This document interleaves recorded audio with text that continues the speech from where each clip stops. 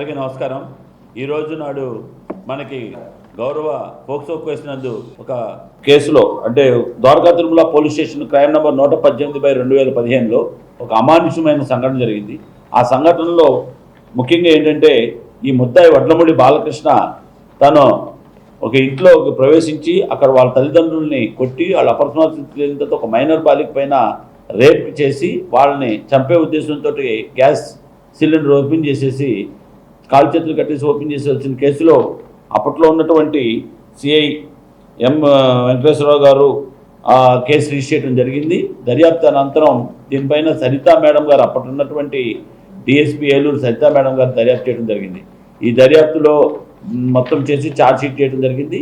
దాని మీద 2015 తర్వాత ఈ ఛార్జ్షీట్ పడిన తర్వాత కోర్టులో ట్రయల్ జరుగుతూ ఈరోజు నాడు మన ఫోక్సో కేసు కోర్టు న్యాయమూర్తి కనుగోలు వాణిశ్రీ మేడం గారు ఈ కేసులో తీర్పునిచ్చారు. ఈ తీర్పులో అతను బతుకున్నంతకాలం కూడా జైలు శిక్ష అనుభవిస్తూ అదేవిధంగా అతనికి సుమారుగా 35,000 రూపాయలు జరిమానా, అందులో 35,000 25,000 ఏమో ఆ బాధితురాలకి ఇచ్చేటట్టుగాను మరియు ప్రభుత్వం వారిని 3 లక్షల రూపాయలు ఆవిడికి కాంపెన్సేషన్ ఇచ్చేటట్టుగా ఈరోజు ఘనమైన తీర్పు చెప్పారు.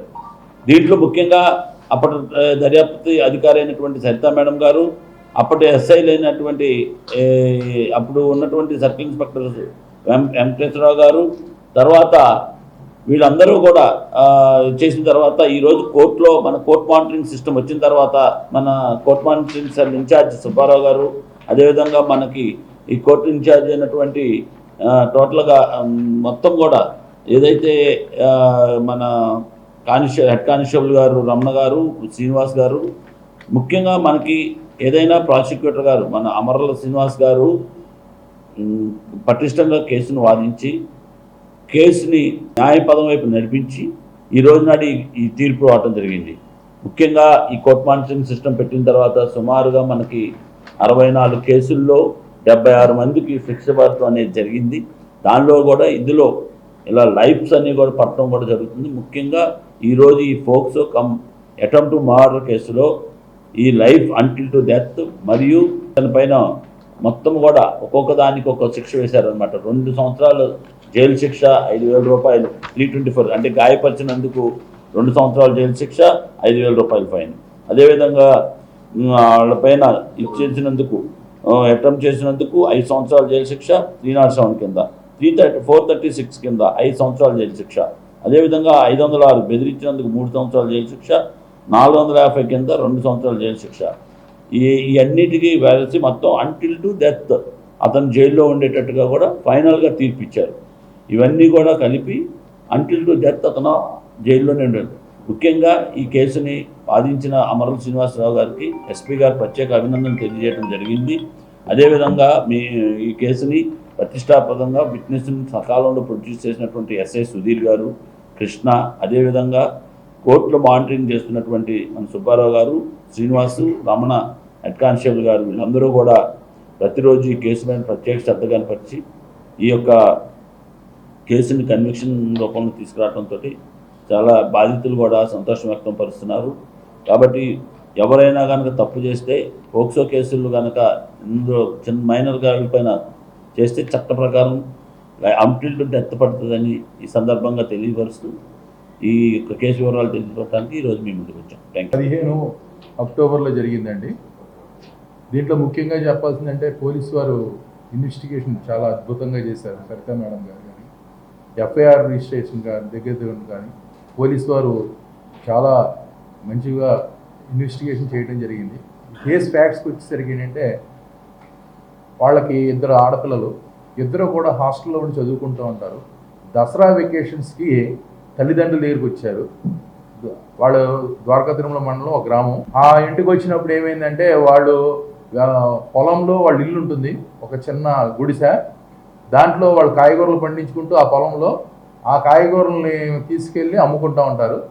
అలాగే వచ్చిన ఈ పిల్లలు ఆడపిల్లలు ఇద్దరు, వాళ్ళిద్దరూ కూడా 11 ఏళ్ళ వయసు ఈ అమ్మాయి విక్టిమ్ చెల్లికి వచ్చేసరికి 9 ఏళ్ళ వయసు.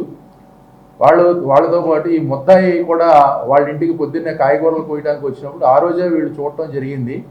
ఆ రోజు చూశాక ముద్దయితో పాటు వీళ్ళందరూ కూడా కాయగూరలు కోయటం, వాళ్ళ నాన్న కాయగూరలు అమ్మడానికి ముద్దయితో కూడా పెట్టుకుని వెళ్ళడం జరిగింది. ఆ రోజు సాయంత్రం 7:30కి ఇతను గుణపం పలుగు తీసుకుని వీళ్ళ ఇంటికి రావడం జరిగింది. ఆ టైంలో ఈ బాధితురాలు చెల్లి వాళ్ళ అమ్మ ముగ్గురు కలిపి టీవీ చూస్తుండగా మీ నాన్నే అక్కడ గొడ్ల సావిడి దగ్గర కొట్టిపడి చంపేశాను, ఇప్పుడు నీ మీద నాకు కోరిక ఉందని విక్టిమ్ ఒక తల్లిని నీ మీద నాకు కోరిక ఉంది, నా కోరిక తీర్చు అని అడగటం జరిగింది. దాన్ని అమ్మాయి వ్యతిరేకిస్తే ఆ తల్లిని కూడా కొడితే తల్లి కూడా అన్కాన్షియస్లోకి వెళ్ళిపోవడం జరిగింది. అప్పుడు వెంటనే ఈ బాధితురాలని బాధితురాల మీద అత్యాచారం చేస్తుంటే చెల్లి తొక్కుల్లోకి పారిపోయింది. అప్పుడు అమ్మాయిని అప్పుడు బాధితురాలు వయసు 11 సంవత్సరాలు. అత్యాచారం జరిగిన వెంటనే అక్కడ ఉన్న గ్యాస్ సిలిండర్ విడిచిపెట్టి ఆ పాకన తగలబెట్టి బాధితురాలను చంపాలనే ఉద్దేశంతో ఈ ముద్దాయి చేసి అక్కడి నుంచి పారిపోయాడు. ఆ తొక్కల్లో ఉన్న పిల్ల అప్పుడు అక్కడ అన్కాన్షియస్లో ఉన్న అమ్మని ఆ పాకలోంచి బయటికి తీసుకొచ్చి రక్షించింది. ఈ బాధితురాలు ఒంటి పూర్తిగా 90% బర్నింగ్ అయిపోయి అక్కడి నుంచి తప్పించుకుని వాళ్ళ దగ్గరలో ఉన్న వాళ్ళ బంధువుల ఇంటికి వెళితే వాళ్ళు 108లో తీసుకొచ్చి రాత్రి 12 గంటలకి గవర్నమెంట్ హాస్పిటల్లో జాయిన్ చేస్తే గవర్నమెంట్ హాస్పిటల్లో డాక్టర్ గారు ఎమ్మెల్సీ కింద చూసి అక్కడ వెంటనే అవుట్ పోస్ట్లో ఉన్న హెడ్ కానిస్టేబుల్ గారు పిలిస్తే ఈ అమ్మాయి దగ్గర స్టేట్మెంట్ తీసుకోవటం, దాని మీద ఎఫ్ఐఆర్ రిజిస్టర్ చేయడం జరిగింది. దాని మీద ఇన్వెస్టిగేషన్ చేయడం జరిగింది. అలాగే కోర్టు కూడా సమయానికి మన టౌన్ డిఎస్పీ గారు శ్రావణ గారు అలాగే సుబ్బారావు గారు సమయానికి ఎప్పటికప్పుడు పర్యవేక్షిస్తూ ఏ విధంగా సాక్షులు చెప్తున్నారు, ఏ విధంగా సాక్షులు కరెక్ట్గా చెప్తున్నారా లేదా అనేది ప్రతి క్షణం మాతో మాట్లాడటం అనేది జరుగుతూ ఉండేది. అలాగే పోలీసు వారు మానిటరింగ్ సెల్ వచ్చి రమణమ్మ గారు, రవి వీళ్ళందరూ కూడా సమయానికి సాక్షుల్ని మా దగ్గరికి తీసుకొచ్చి ఏ విధంగా కేసులో మనం తీసుకురావాలి, సాక్ష్యాన్ని ఏ విధంగా కోర్టు ముందు పొందుపరచాలన్న విషయంలో చాలా వాళ్ళు ప్రతిభ కనపరిచారు. అలాగే జడ్జి గారు కూడా దీంట్లో అద్భుతమైన తీర్పు చెప్పారు. ఇలాగ పోక్సో కేసుల్లో ఇలాగ మైనర్ గర్ల్స్ 18 ఏళ్ళ లోపల పిల్లల మీద ఎటువంటి అత్యాచారం చేసినా కూడా ఈ విధంగానే తీర్పు ఉంటుందని చెప్పి మరోసారి పోక్సో కోర్టు ఈ తీర్పు ద్వారా తెలియపరిచింది. కేసులో బలంగా వాదించి ఈ కేసుని కఠినమైన శిక్షను వేయించినందుకు శ్రీ అమర శ్రీనివాస్ గారు చిన్న చీఫ్ సత్కారం. అంటే వ్యక్తిలో వచ్చింది కానీ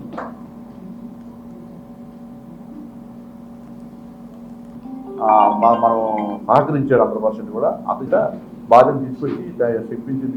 సహకరించినటువంటి పోలీసు వారు అందరికీ చాలా చాలా ధన్యవాదాలండి. అసలు ఇది 2015లో జరిగిందండి ఇన్సిడెంట్ అనేది. అసలు చాలా దారుణమైన ఇన్సిడెంట్ ఇది. అక్కడ పొలం పనులు చేసుకున్నటువంటి మా మామయ్య గారిని మా అత్తయ్య గారిని అతి దారుణంగా కిరాతకంగా మా మామయ్య గారిని మా అత్తయ్య గారిని కొట్టి అప్పటి మైనటువంటి నా భార్యని అఘాయిత్యానికి పాల్పడి ఆల్మోస్ట్ చనిపోయింది అనుకున్నామండి. అసలు దాన్ని అత్యాచారం చేసి గ్యాస్ లీక్ చేసేసేసి మంటలో వేసేసేయడం వల్ల ఆల్మోస్ట్ చనిపోయింది అనుకున్నామండి. అప్పుడు ఏం చెప్పలేని పరిస్థితి అనమాట. 11 సంవత్సరాలు గడిచినా కానీ ఈ కేసుని ఇంతవరకు తీసుకొచ్చి తనకి తగిన న్యాయం చేసినందుకు చాలా ధన్యవాదాలండి, కృతజ్ఞతలు. అందరికీ పేరు పేరున నమస్కరిస్తున్నానండి. తగిన న్యాయం అయితే జరిగిందండి. మన ఎస్పీ గారి వాళ్ళ బృందము, ద్వారకా తిరుమల ఎస్ఐ గారి వాళ్ళ బృందం చాలా సహకరించారండి. నాకు ప్రతిదీ కూడా ఎప్పటికప్పుడు ఇన్ఫర్మేషన్ ఇస్తున్నారు. కానీ ఈ సంవత్సరానికి కానీ చాలా పోలీసు వారి మీద బలమైన నమ్మకం అనేది న్యాయం ఇంకా బతుకుందని ఈ యొక్క తీర్పు నేను హర్షం వ్యక్తం చేస్తున్నానండి.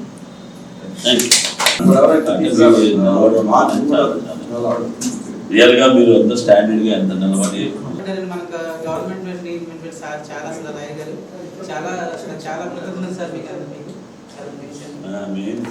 మీ ఏలూరు మరియు జంగారెడ్డిగూడెం చందన బ్రదర్స్ లో సప్తపది వివాహ కలెక్షన్స్, ఆకాశ పందిళ్లు, భూలోక సందళ్లు, శ్రీరస్తు పెళ్లిళ్లు, శుభమస్తు నూరేళ్లు అంటూ మీ ఇంట వివాహ వేడుకలకు శ్రీకారం చుట్టుకుంది చందన వారి స్వర్ణ వస్త్ర వైభవం. సప్తపది కలెక్షన్స్ తో నవవధూవరులకు స్వాగతం. నిశ్చితార్థం నుండి కన్యాదానం వరకు కాంజీవరం నేతకారులచే రూపుదిద్దుకున్న వేవేల వర్ణాల పట్టు చీరలు, అప్ టు డేట్ కలెక్షన్స్ తో డిజైనర్ సారీస్, ఫ్యాన్సీ సారీస్, పెట్టుబడి చీరలు, ladies churidars, dress materials, ghagras, gents suitings and shirtings, men's branded readymades, complete kids wear collections. Market కన్నా ఖచ్చితమైన తగ్గింపు ధరలు. మా జ్యువెలరీ విభాగంలో బంగారు ఆభరణాలపై అతి తక్కువ తరగు మజూరీ లేదు. మా పట్టులో పవిత్రత, స్వర్ణంలోని స్వచ్ఛతతో మీ బంధమవుతుంది మరింత అపురూపం, ఆనందదాయకం. Chandana brothers jewellers and textiles, main bazaar, Eluru మరియు కొత్త బస్ స్టాండ్ ఎదురుగా,